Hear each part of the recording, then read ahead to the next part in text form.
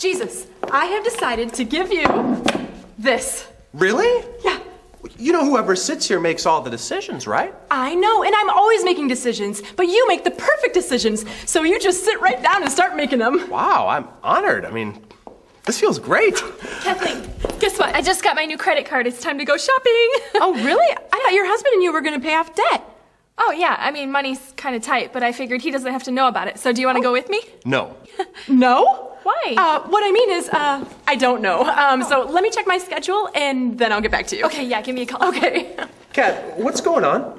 What do you mean? Well, I'm kind of one-cheeking it here. Look, I just want to make sure we're on the same page. You wanted me to sit here, right? Well, of course. And whoever sits here makes all the decisions? Right. So what's the problem? There's not a problem. I don't know what I was thinking. Really, please, here, sit down. As long as you're sure. I'm sure.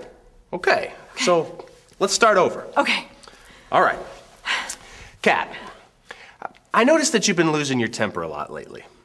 Right. So- Okay, Jesus, you know what? I know what you're going to say, but, see, You do? you don't know the whole situation, you know? Oh, well, all I'm saying is that your attitude is a decision. Yes, of course, but I have a lot going on right now. Well, I know you're under a lot of pressure. Pressure? Jesus, you don't understand pressure, okay? This isn't working, Kat. What? We can't both sit on the seat. It's either me or it's you. Okay, I know. You know, I didn't think it was going to be this hard, but here, just take it. No, I'm not going to take it. You have to give it to me. Okay, here. Kathleen, make a choice. I can't. You just did.